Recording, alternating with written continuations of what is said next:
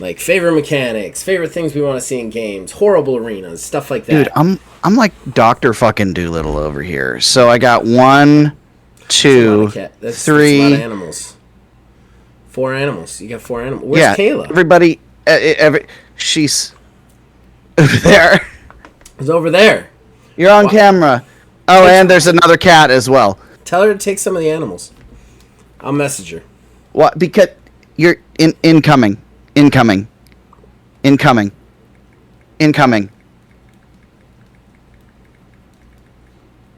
Just wait. I spelled it wrong.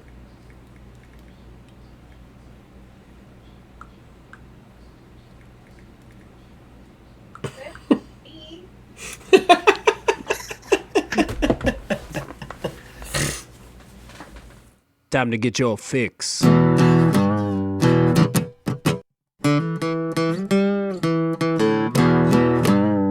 It's a horrible gaming podcast. It's not good, it's not great. Horrible gaming podcast. It's not even what you would call fair. It's really not that good.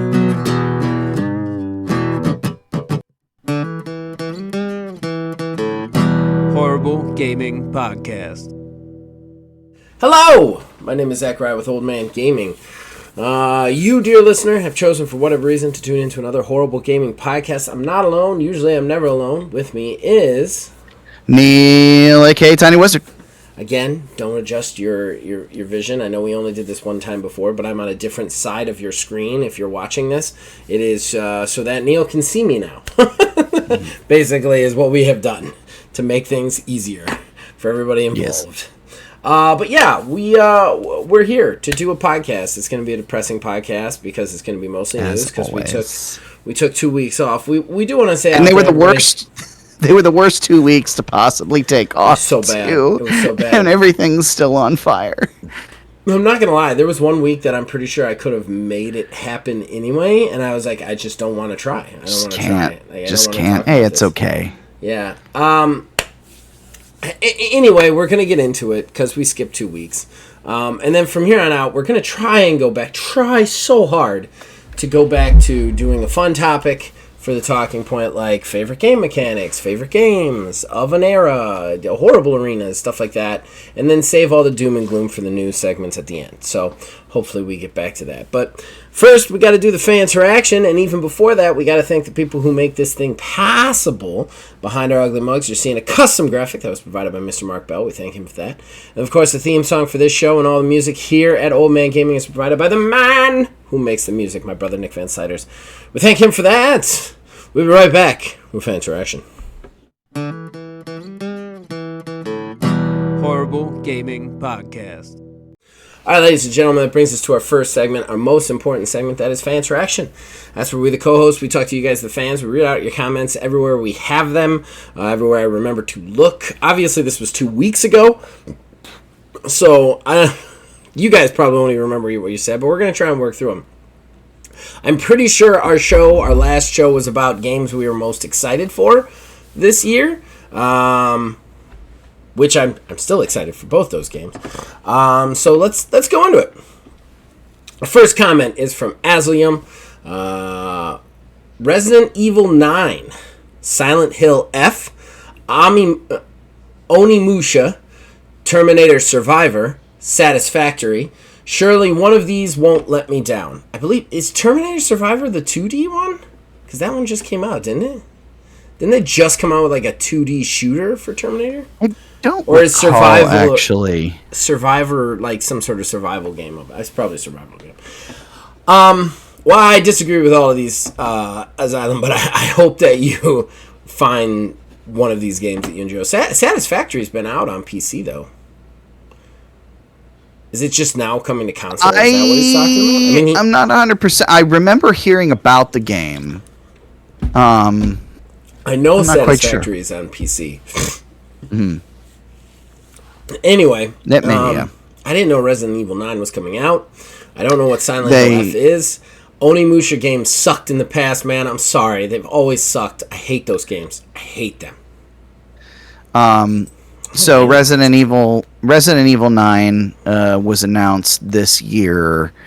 I think they just showed a little bit of a teaser sort of situation. Then Silent Hill F has been teased for a while, and I believe this was the first time we actually saw anything about it that was like substantial with like gameplay and stuff like that. So, Okay. yeah. Onimusha games suck. Hot take. Hot take. Hated those games. I've Absolutely never hated playing played them. them before. Oh, they're so bad. I don't know why you like them, Asylum. You're a crazy person. Moving on. William Holan. Hi! Exclamation point! I remember a long time ago we had a pizza place doing the 30 minutes or it's free kind of deal. Was great. The first Hald of Symphony of the Night is absolutely stellar. The first Hald of Symphony of the Night, first half, I think it's a Yes. it's a little typo there. First half of Symphony of the Night is absolutely stellar. While the inverted castle is a brilliant idea, it just feels it's not as fun to play. I do not know if I agree with this. I'm quite excited for Ninja Gaiden Ragebound, the Shinobi Art of Vengeance, and Shinobi Art of Vengeance. Seems Shinobi is made by some of the people who made Streets of Rage 4. That is true. So I'm looking forward to that. Thanks for the show. Cheers. Hashtag Year of the Ninja Games. It really is. Upside Down Castle is just as good. I love Symphony of the Night. Are you crazy? I don't know. So I will say, I remember, because my very first playthrough of that game happened in 2009, I think it was. Right. I was extremely late to that game. And I remember even going through, and I thought I beat it. And it was like, wow, that's kind of really a shitty ending of the game. And then my buddy was like, no, you just didn't do it right. I'm like, what do you mean? And then, he told me about how you got to go through and get the pieces and then, go up through the clock tower and all that stuff. Yeah. To actually get the real ending there. And Which is a whole nother game. It's another half of the game. Yeah. I will say, for like looking back on it, it was like they objectively did what they could with development times and the resources that they had. Like somebody was like, let's just invert the castle, let's just do it all upside down with a couple more enemies in it. But I mean, kind of looking back a little bit, it was like, put soap in your mouth. Every boss is new. Every boss is different, and there's like 20 more bosses in there. Yeah, I know. It's just, I don't know. I feel like I'm on crazy pills right now. It's something that I can at least look back and appreciate objectively, but I can also think about the fact it's like, well, maybe, I don't know, it's just like the same thing but upside down. That's kind of like in the same vein of racing games that is like, now you've unlocked mirrored mode. So instead of turning left, you turn right. I mean, I don't know. I felt like it was just so much more in depth than that. Like, there's so much more to the inverted castle than just it being upside down. I think that is a simplistic view of it, to say the least. I don't have the energy to fight with you about this, so we're just gonna move on.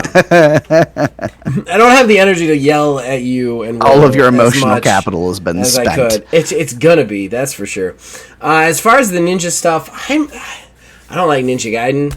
Although a new side-scrolling Ninja Gaiden's kind of cool. I don't really like Ninja Gaiden-like games, so Shinobi doesn't really do it for me either. But it is awesome who's making it, and there is a market for these games, and I think, like I said, I've said it before, this is where gaming is going, is these like independent like 2Ds and like 2D brawler, like that. We're gonna get back to the basics with games once everything burns as it is burning, finishes burning, I guess. Finishes burning. That's just my feeling on it. I don't know. Backdraft. You guys are on the wrong side. No changing now. I don't remember what we're on the wrong side of, but I assure you that I'm on the wrong side of it. I'm always on the wrong side of everything. So, just whatever it is, blanket statement. Like, yes, I am aware. Probably. I'm aware. I am not changing. Jason then chimes in. Professor coming in. Fantasy medieval saturates too quickly for me. Interesting. I agree with this overall. It's one of the reasons that, like, I tend to, like, it takes, like, when I was younger, I hated fantasy genre stuff. Like, I really hated it because it was just everywhere. It was just, like, everything was, like, swords and sorcery and questing around and goblins and leveling up and stuff. And, like, now I've come to appreciate it a little bit more. Like, hear me out here. Baldur's Gate 3, I think we can all agree, it's one of the greatest games ever made. Definitely going to go down in the Hall of Fame as a classic. That being said, personally, just from a personal standpoint, if that game was a sci-fi game, I would personally be much more happy with it. Like, I'm a little bit more engineered towards that, but just because that game is so good, like, young me, like 20-year-old Zach would have been like, looked at it and been like, wizards and wardrobes, I don't care. But, like, older me is like, ooh, I know it's swords and sorcery, but look at the developed relationships, look at the way the storyline works, look at the character creation, and that got me in. Same thing for, like, games like Skyrim and Age of Wonders 4. So, like, I don't know. I understand this thought process. Like, it is really easy to barf up some medieval fantasy stuff nowadays and just call it a day. No, I don't think that there is a particular genre that I'm, like, Really? objectively burnt out on. Like, for all my, complaining about, like, something like a live service or something like that, like, objectively, outside of my own thoughts and feelings against it, like, I don't think it's oversaturated in such a way that is, like, by purely what it is. Like, they all just have come out shitty, but I guess fair. that's more of a model I don't than a know. setting. Like, I don't. You have to show me something really special to get me to play a zombie game anymore. Yeah, Just because I'm just sick of zombies. Like, I don't like. that's the thing that that's what really sucks about Redfall. It was open world Left 4 Dead, but vampires. I was like, yes. Yeah. I remember when they were first announced it and everything, and now and it's what it is. Yeah, terrible. Honestly, if it was less like what it was and more like Left 4 Dead, I think it would have been more successful. Personally, like more grounded, like more not having like 3-act narrative, like go through the zone, get to the end, like run based like that. I think it would have been way better than the way they did it with the like run, like just fetch quest on top of fetch quest. I don't want to go down a Redfall hole. I'm gonna go back and watch that show again, our show of it, because like it's so much fun. That being said, I think that, like, I see where you're coming from a little bit, but, like, there are certain... I see where Jason's coming from. There's certain genres that if you, like, put it in front of me just on its own, I have no interest. But if you show me something interesting, then I'm involved. I don't know. Does that make sense? Like, like you show me a zombie game... Yeah, no, thank you. But you show me a zombie game with crazy-ass procedural generation... of characters like State of Decay 2 had, okay, now you've got me. You show me a Swords and Sorcery game just right off the bat, I'm going to be like, no thanks. You show me a Swords and Sorcery game like Baldur's Gate 3 or Age of Wonders 4, alright, now I'm in, because it's the mechanics are bringing me in, not the genre. There are certain genres that immediately my eyes perk up, and that's usually sci-fi, westerns, I think, are really fun. I mean, beat 'em ups in a way, but I don't think them on themselves are a genre. You know what I mean? Like, like there are certain genres that are like, but I don't know. Pirates! Pirates always gets me excited. I think that may have been what kind of really cemented like Claire Obscure for me. It's like on its face, turn-based RPG. There's tons of them. Yeah. Turn-based RPG with parrying and dodge mechanics, okay, and a build system, okay, and third-person shooting, okay. All right, like, what is this? And it comes down to the mechanics at that point that really makes it change. Yeah, exactly. Like, there's definitely certain genres that I'm blown out on, but you can still get me with the mechanics. But I still see where he's coming from. He continues with a different one. I've pretty much lost all interest in Nintendo properties, even Zelda and Metroid, because Nintendo. And I'm not too far from you, man.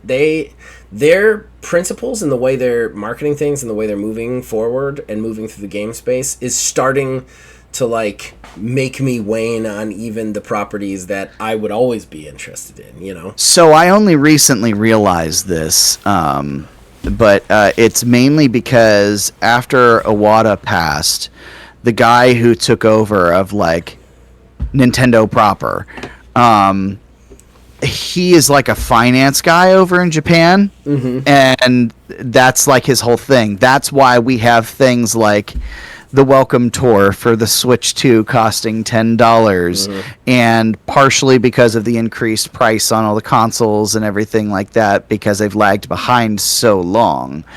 It is starting to get a little bit more aggressive, and now at how they're like even approaching bricking consoles and everything like that now, because there was something that came out not too long ago, is if you use one of those I forget what they're called, the MIG switches, basically, to where you load all the Switch games onto an SD card and put it in the actual console, they'll ban your console immediately. Yep. So, like, they definitely are, like, holding on even tighter now, which is insane to me, because Nintendo's already...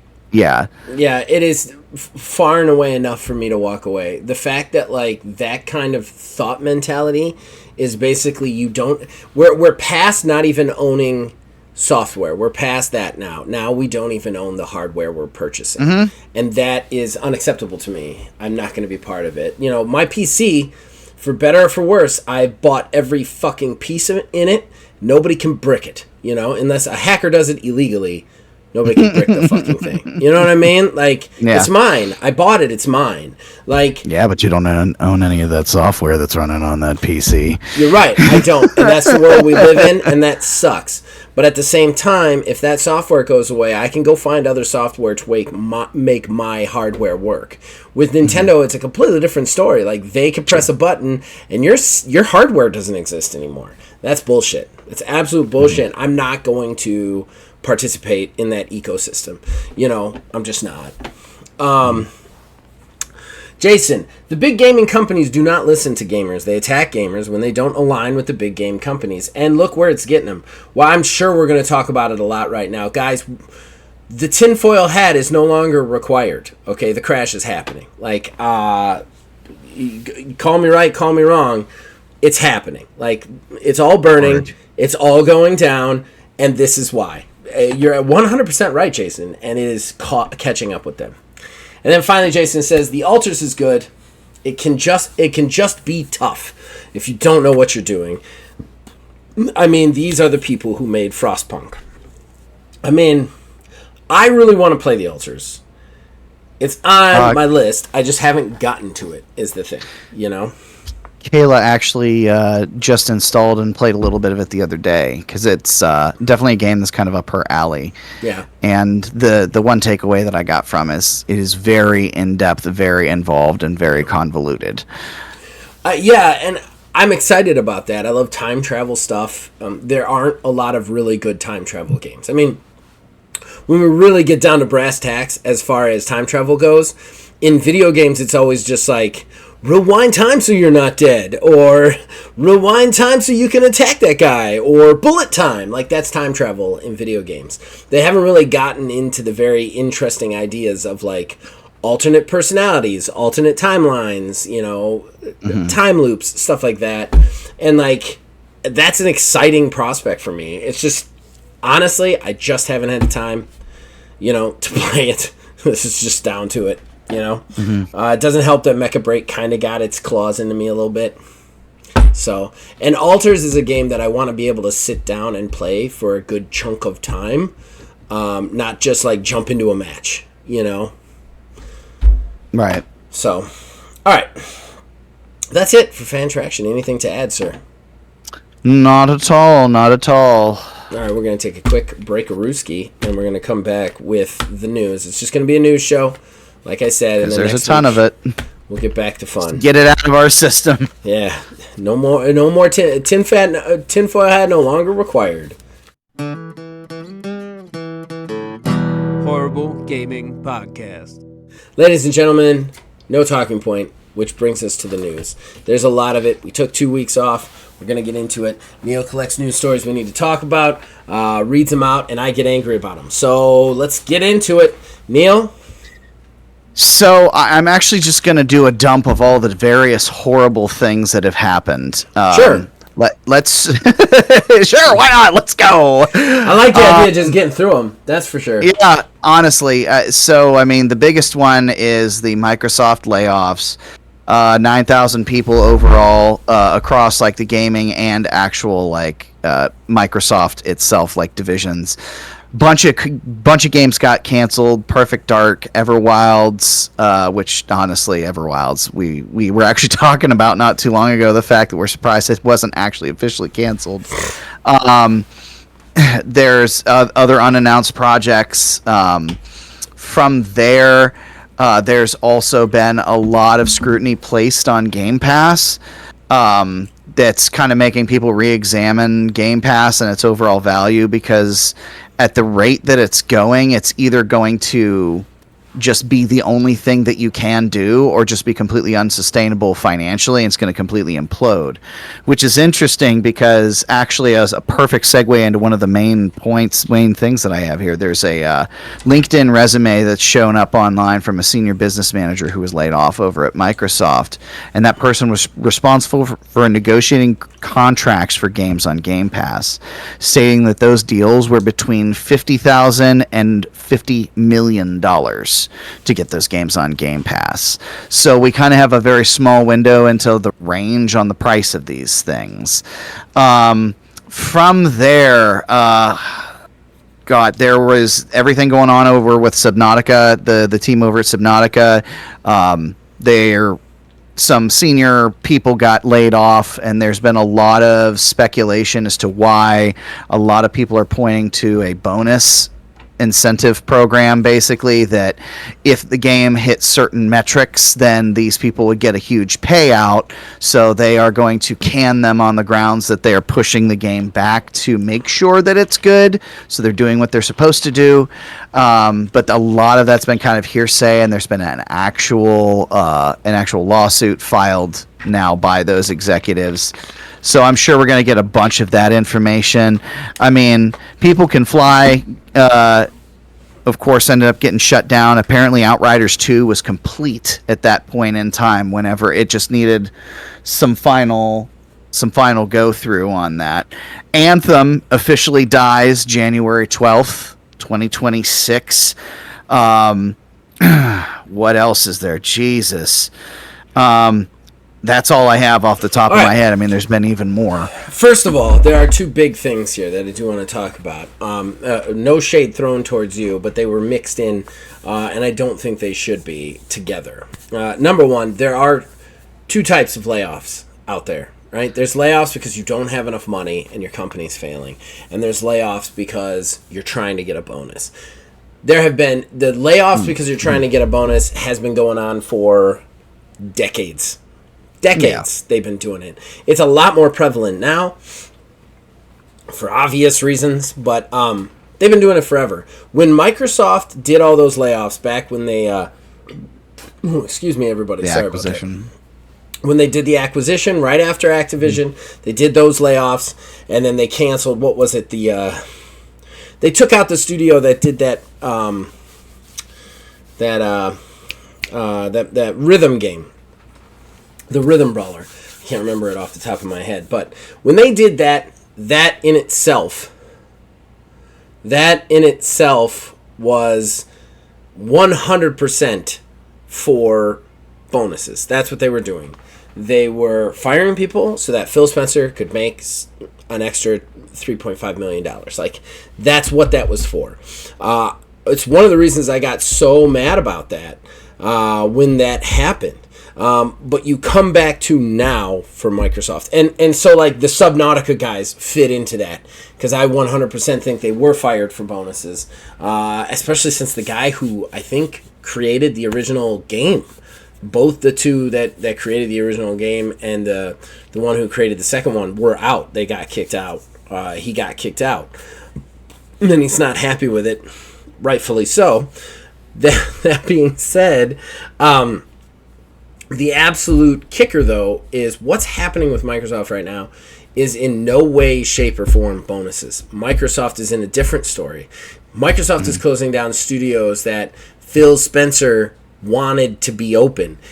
They're closing down studios that they had games that they wanted to see the light of day. They wouldn't have showed us a trailer of Perfect Dark Zero and not expected for it to come out at some point, not using it to generate hype.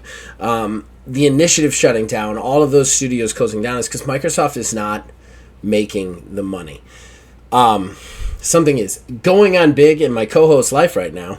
I am. It is absolute anarchy over here. I don't know what the hell is going on. Okay, all right.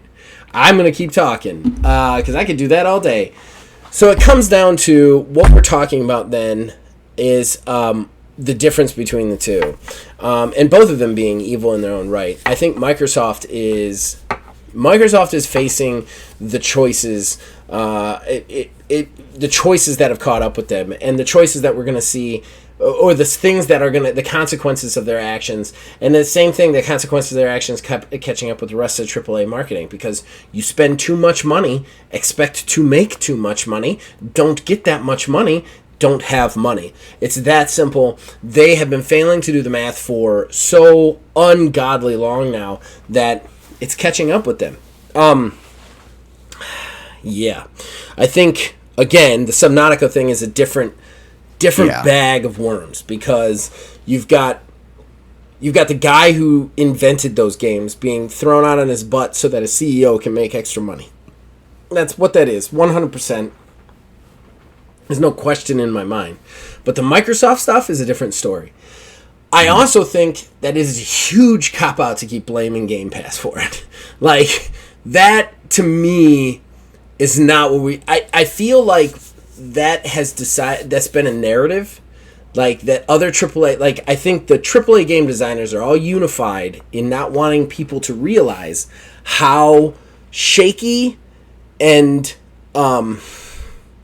fragile the AAA game market is. So their hands are all pointing at games. Oh, Game Pass, it's Game Pass. It's got to be Game Pass. It's Game Pass is the problem. Game Pass is the problem. I don't think Game Pass is the problem at all. I think it's spending. I think it's what it has been for the last 10 years. You spend too much money to make too little, and that is it. Mm-hmm. Like, your industry is all about coulda, not shoulda, and it has caught up with you. You spend so much money on these fucking games. You need to make so much back, and when you don't, you don't have the money. You know, these companies are spending the budgets of third world countries. Okay? Like, that's what they're spending. All right? Like, and why are they expecting to make that much back is madness. We are also, as just a whole country, entering an economic depression that we haven't seen in a long time. It is getting really rough out there. Why do you think that it is going to be okay that everybody is going to want to spend an extra $20 on your video games? Like, they're so out of touch with the way the world is working right now, with the way the market is going, and it has caught up with them. You look at the indie developers, they put prices that are smaller, more affordable on games because they have spent less money on it, because they know how much they need to make it back. It's that simple. You know, I think, yeah, like you said, spending is a big part of the problem. I mean, we've been seeing more and more evidence as the years have gone on towards those slow-moving AA projects or like indie titles overall. So it's definitely a part of it. Here's one thing that I will say may be a mark against Game Pass overall when it comes to. I'm not saying Game Pass. Go ahead. I don't want to. I think you got the wrong idea about what I was saying, but. No. It's no, like when you take a look at the overall problem, I think they're two separate things. The spending thing is the big problem, but it's also a long-term problem when you do take a look at Game Pass, which can kind of somewhat correlate to some degree. So, I mean, in the end, Microsoft is only going to bring those games to Game Pass if it makes them money from Game Pass revenue overall. They went right out of the gate with launches, day and date, $20 a month, here it is. Yep. That's why if we take a look comparing, whenever Sony came out with their version of the Game Pass, we were just dunking on it constantly. It's like, they want the same amount and it's not day and date because we kind of got spoiled, I feel like, with Game Pass. Because if Microsoft started with that same model that Sony uses, saying, hey, all of our new releases are going to come out, they're going to launch, and it's going to be like a 3-month window before it shows up on our service. That, I feel like, could partially solve some of the money problem, because you've got a lot of people like, I know I'm not alone in that anything first-party Microsoft, I just don't buy anymore.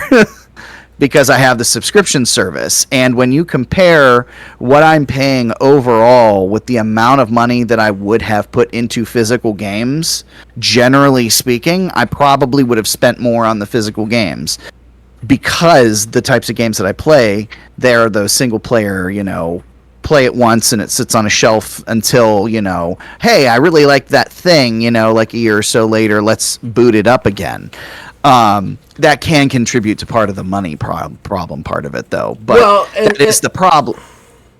No, sorry. I was just going to say, and that is the problem, is these games have budgets assuming that everybody's going to go out and purchase these games, but that's not always the case, because some people are only playing that game through these pass services. I mean, it's the same as looking at like Nielsen ratings for a show that only comes out on streaming. The thing is, though, is first of all, I don't necessarily disagree with you. There's also, like, you're looking at a company that's falling apart because of poor spending. How much are they spending to bring those games to Game Pass, And you look at contracts between $50,000 to $50 million. Are you spending $50 million on one game to get one game to come to Game Pass for 6 months? Like, that's a spending problem in itself, too. Mm-hmm. Oh, yeah, 100%. I think that we can't really specifically say that, like, that it's not a problem until we absolutely see the numbers. And Xbox has been absolutely frigid about giving us any details about how the behind the scenes are done with Game Pass, and they like it that way. They like it just be like, look what's on Game Pass now. Don't ask how. Right. That being said, what I was trying to say is I don't think Game Pass is necessarily blameless in anything. I think that, like, the company as a whole and all AAA companies as a whole spend more money than they make. And, like, I think that's the problem. I don't think... Let me put it this way. If you had Game Pass in the arms of a company that didn't make giant AAA experiences, that just made, like, double or single A games that they could, like, broadcast to the you know what I mean, that like they were better about their spending, Game Pass would just be a moneymaker for them, Mm-hmm. I think the problem still I think Game Pass makes a lot of money. I think Game Pass makes the most amount of money for Xbox. I don't think that Xbox thinks about losing out on its sales on first party games, okay? I don't think they think that. I think that's why they promised them in the first place to be on Game Pass, because Game Pass is such a revenue generator for them. The problem is, though, is they make games that are so big that they're not considering that, and they're not, like, getting the sales, the revenue back that they need for it from Game Pass. I think they're still spending that much money, is what I'm saying, I guess. I think if they were smarter as a company, they would be absolutely fine. And they're not. They have overspent. They have spent untold billions on acquisitions of other companies that have then produced what? Like maybe 2 games for them that aren't really selling, because whatever happens once Microsoft gets them, the quality goes down. Like, I think that has got to be... That's the proof. Like, that's the thing. And, like, again, I don't think Game Pass... I guess my problem is a lot of these AAA developers like to look at Game Pass as the problem. Like, the concept of Game Pass is the issue. I don't think the concept of Game Pass is the issue. I think the company producing Game Pass is the same company that doesn't know how to stop spending money. You know, that it's the same company who has a spending problem. It's the same company who spends untold billions to buy a floundering, burning Activision so that they can make Call of Duty theirs when Call of Duty's numbers have been slipping for the last 5 years. So, like that's the problem. It's not Game Pass. It's the people who made and run Game Pass. I mean, you also look at what has Xbox done to Game Pass in the last 3 years? We've talked about it a lot. They minced it out. They made it super complicated. They made it way better for PCers to have it than other people. They jacked up the price on half of it. They undercut a lot of their promises that they made to people. People from Game Pass have probably walked away from it since then. Actually, I mean, if you look at the internet, a lot of people have walked away from Game Pass. And, like, rightfully so. Their value isn't even there anymore. Like, so yes, you say that we were spoiled a little bit. I don't necessarily disagree with that, but at the same time, I think they could have spoiled us. I just think they made a ton of money off of it. They were like, look at what we can do, and they didn't think about, like, balancing the scales. They just put all that money on the other side and didn't think about this side at all. And it went to shit. Mm-hmm.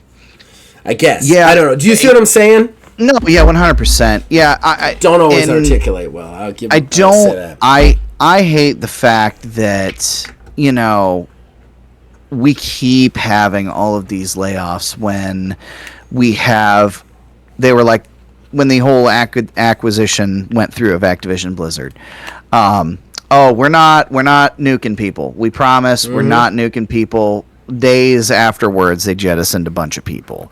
That was for and bonuses. that was for bonuses. Yeah, I wouldn't be surprised. And then from there, I mean, we've just continued this trend. It's been on and on and on, and it's like, what is going on? I mean, it's going to get to a point where I don't know, man. Like, I just get this feeling like they're going to use AI in the wrong ways to make games. Yeah. Because that's the reliance that people are going to have. Like, AI, I think, has its place in game development, but it has to be very specific in where it lives. Mm-hmm. Otherwise, it's just not going to stick the landing, basically. No, and Microsoft is pretty obsessed with AI as a company right now. I think that, they have, like, 7 things called Copilot. Yep. I think that, like, the other thing is, too, you look at, like, what we're really facing down with this crash. Like, I want you to think about all the companies that are now under the banner of Xbox, because Xbox goes down, Bethesda, Blizzard, Obsidian, like, name your favorite game company. It's going down, too. And, like, that's where the crash is going to come. I almost wonder if something like that were to happen. I think that there are some of the developers out there, like maybe Bethesda, would be able to somehow peel themselves away financially. I don't think so. Because, I mean, I don't know. I think about, like, if I put my, money business hat on for just a second. Okay. If someone like Bethesda, who's now been under the thumb of Microsoft for years, right around the time when it really is seeming like that's like when Bethesda's starting to go downhill, announces that they are breaking from Microsoft, I feel like that could bring some other investment in. Now, of course, other investment runs the risk of getting the same shitbags from one spot moving over to another, so that doesn't necessarily bode well in that case. But I feel like if something were to happen, we might see two things. We'd see some of the bigger ones branching off, and we might see maybe a fire sale of the rest. I don't agree. Here's the thing. Sony doesn't have the money to buy these companies. Nobody else has the money to buy these companies. Not even Nintendo. I think Nintendo is struggling. I think that's why the Switch prices are so fucking insane. I think that, like, they're all struggling. And, like, what happens when somebody who's bad with money gets bought by somebody else who's bad with money? They don't suddenly start saving their money. They just start spending somebody else's money. So when Microsoft goes to shit, Bethesda is terrible with money. That's why they're owned by Microsoft. They're terrible with money and have been terrible with money. They talk about overspenders. They release what, like 2 games a year? Maybe? And like Bethesda? Yeah, Bethesda. Like that. Yeah. Like what? Like even as a publisher, they're not really there anymore. No. So if Microsoft goes down, that's their bank. That's where all their money's coming from. They're overspenders. Same with Obsidian. Same with just said them. Activision. This is hugely same with Activision. These companies are chronic overspenders that are now under the banner of a chronic overspender. That one goes down. When the tap runs out, nobody drinks the water. Everybody dies. Like, that's the thing. Mm-hmm. And, like, I don't think Sony has the money to keep Bethesda's doors open. I don't. I don't think they have the money to keep... No, I don't. Maybe Obsidian. I don't think they have the money... They definitely don't have the money to keep Activision's doors open, because if they did, they would have been outbidding Xbox. I don't think any of these companies have the money to keep those companies open, and those companies, the minute they got under Xbox's banner, they stopped giving a shit about money. Okay? Like, that was probably what was promised to them. It was like, hey, you know how you worry about money? Not under us. Think green. And now they're there, and they don't know how to fucking do their payroll anymore. So, like, the minute that tap gets shut off, I think all of those companies go down. And that's when we're really in trouble. Like, that's when it gets bad, in my opinion. Oh, yeah, for sure. I mean, Microsoft has already said they're not making consoles anymore. Like, that they're scaling that back. There's a whole huge rumor that there's not going to be another Xbox at all. They've already walked back the portable. They said there's probably not going to be a portable. So, like, all the things hardware-wise that were in development are now being walked back. It's because they don't have the money, you know? Yeah, I definitely can see a world in which, like, I think if we are in the steps of this crash, I think at this point we are at the point that it is starting to kind of look bad. I feel like the actual crash, if this crash is on its way, I think is going to come within the next 2 to 3 years. Yep. I don't think it's going to take much longer than that, but I mean, at the same time, too, depending on how, external world factors continue, that just accelerates the timetable. Well, and so, you put that into play, and I don't think the boulder is sitting precariously on the hill anymore. I think it's just a matter of time until it hits the bottom. Yeah. So that's kind of what. And meanwhile, we have. I guess this could be a little bit of a segue into one of the other ones I have. Sure. Microsoft actually just updated the Xbox 360 not too long ago. Yeah. It fixed some light graphical issues, but apparently is now inundated with advertisements for people to go upgrade their consoles to the Series X. So ridiculous. So that tells me one of two things: either they are that desperate, they're that desperate for sales that they're going not to the previous generation, but the generation before that, the people who still daily drive an Xbox 360, thinking those are going to be the folks that are going to get a Series X or S. What? That's or it's just more wasting money that we were talking about. So somebody's like, hey, let's target all the people who still play the Xbox 360 every single day. Yeah, it's tantamount to begging. It's absolutely ridiculous. That's fucking nuts to me. Yeah. That's fucking nuts. I mean, you think about, too, all the other ancillary companies that are going to go down. I mean, IGN won't exist anymore. If there's no AAA market, they'll be the next to go. I've noticed, actually, recently, IGN has kind of changed their formula up a little bit. Like, they're trying to diversify from games. Notice how and many even movies and, like, pop culture things are on their main page? Pop culture things, all that sort of stuff. And I've even noticed now, too, when they do their reviews, the actual review is 3/4 of the video, and then the last bit of it is just them talking to like an editor, just like a freewheeling chat about some stuff. Yep. Mm-hmm. But yeah, I have really noticed a lot of the pop culture-y stuff because that's another signal. Because that G4 TV kind of did that same thing. To where they brought it back, they wanted it to be purely like that gaming channel, and then they started to do just like all the like D&D stuff constantly and all this other stuff. So but yeah,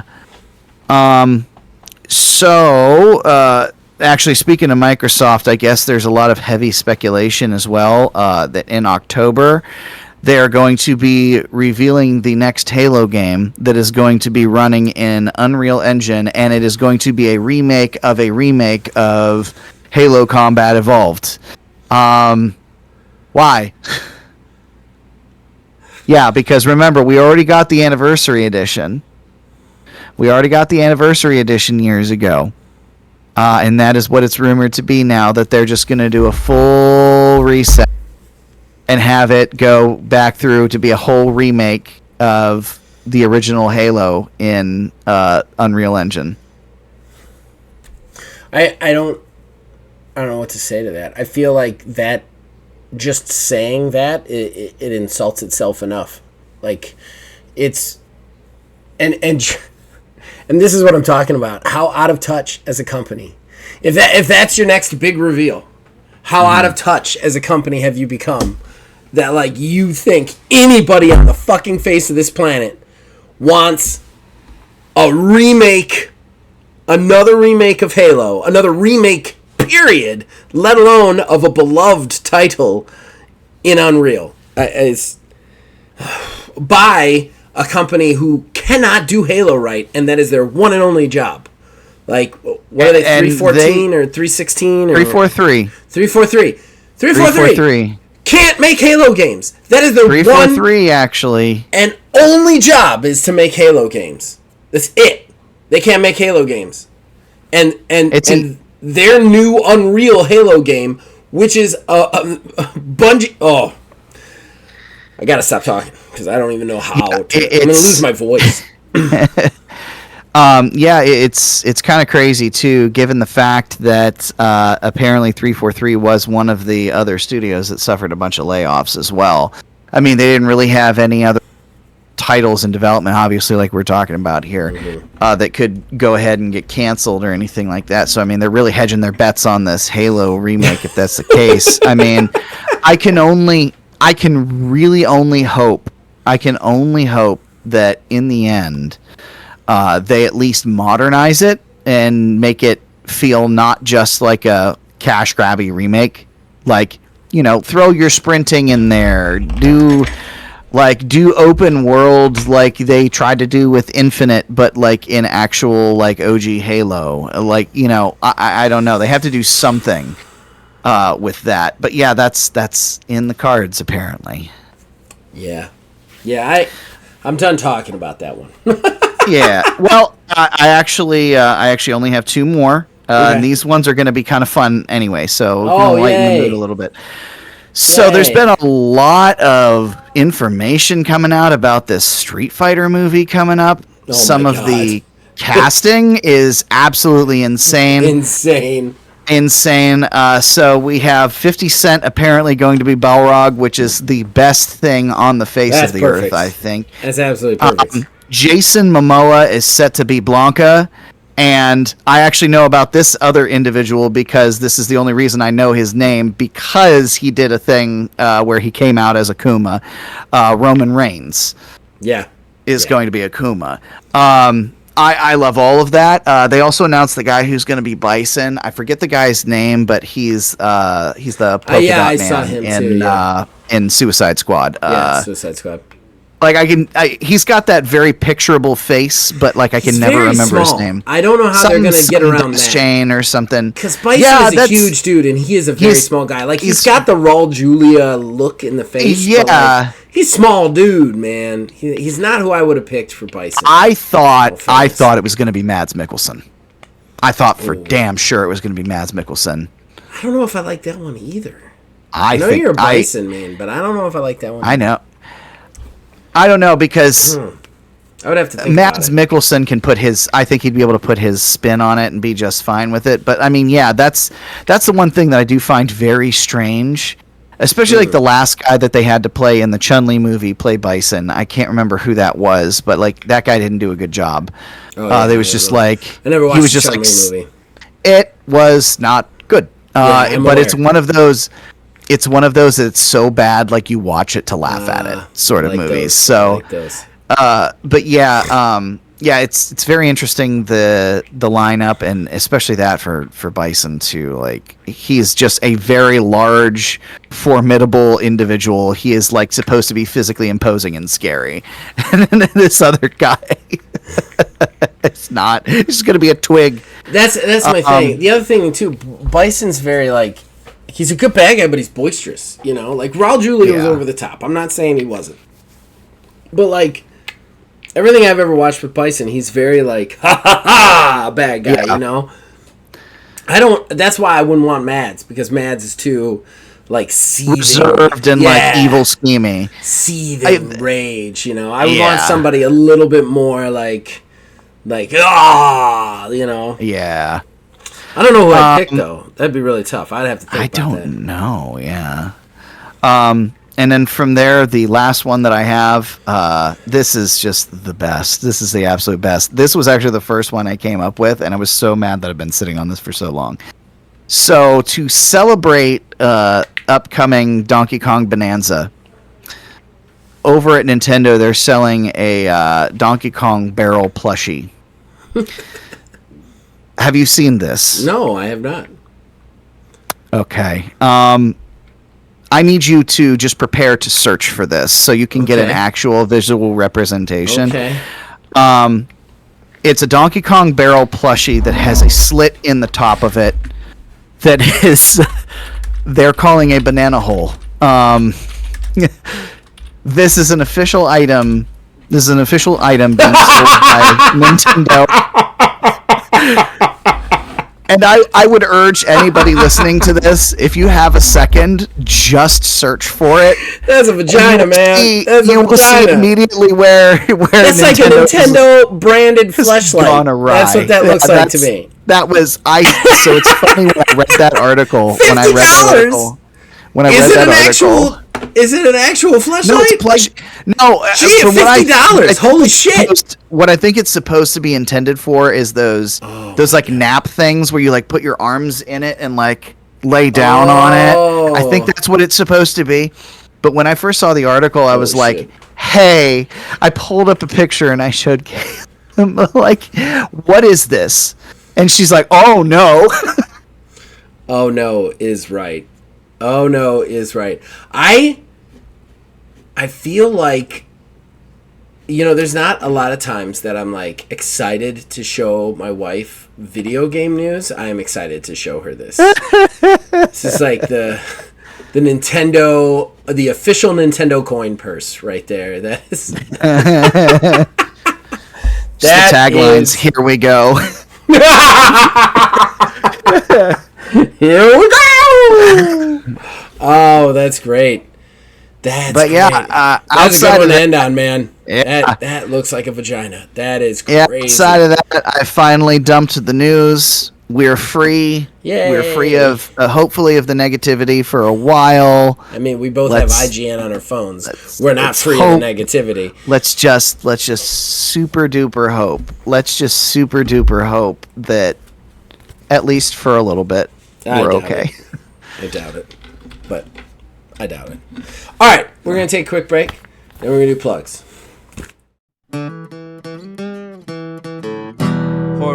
Gaming Podcast. All right, ladies and gentlemen, that brings us to the end of the show. The shameless self-promotion that comes with it. Neil, plug that shit. And not the Nintendo licensed coin purse. Not that. Definitely not that. That's how the channel goes away. That's the way the channel dies. There's actually multiple things that we've got going now. So obviously outside of this, we have Ordo. We finished our little in-between thing here. And we're going to be taking off right into the next hunt here in that. And then we did finally, after much frustration on my end, very much frustration on my end, finally we're able to do BG3. Baldur's Gate 3, Lasso 3, BG3L3. BG3L3! We already... It's already going to be just a time. It's going to be such a great time. I haven't had that much fun doing a Let's Play in a long time. Oh my God, yes. It's Big wonderful. Episodes too. Big episodes. Yeah. I honestly, the one thing that we ended up doing at that first part, I honestly didn't even know that was a thing that you could finagle, and we did. I told you. That was something I learned from Philbilly. You could thank Philbilly for that. Philbilly used to do it where he would just get up next to him with a thief and keep, stealing. And, if you got really lucky, you could just yoink it out of his hands and then run away. But, yeah. So just to reiterate everything Neil says, we do not have a release date for BG3L3, but that is Baldur Gate 3, Lasso 3. That's me, Neil, and his lovely wife, Kayla. We do streams and stuff on the channel every so often. Check out Red Fall Down if you want to laugh your ass off. That being said, our next little project is this. We are doing Baldur's Gate, the three of us together. They're going to be about 40 to 50-minute live play episodes. I don't know when they're coming out yet. I want to get at least 6 in the bank before I start releasing them. So we've only got 2 done, so we're working on that now. On the Ordo side, he is speaking specifically of Ordo Scriptorium Eulogy. That's the TTRPG side of the channel. That comes out. That will already be out. The first episode will be out. It is a two-parter, two-part kind of half season. So the first episode will be out and have dropped on Monday when you're listening to this. The next on both YouTube and Spotify. The next episode will be out next Monday, and it will finish up that eulogy. It's kind of an in-between and a transferring of the torch of Game Master from Wiz to myself. As far as video games are concerned, I have a couple of reviews coming out, some weird ones. I did just do the Mecha Break review, so you could go check that out. I'm proud of that review. We've got a bunch of other stuff on the channel, podcasts like this, podcasts of the TTRPG space. We've got video games, all sorts of stuff, so check it all out here. And like I said, as long as you guys keep watching and listening, we'll keep making them. See you guys next time.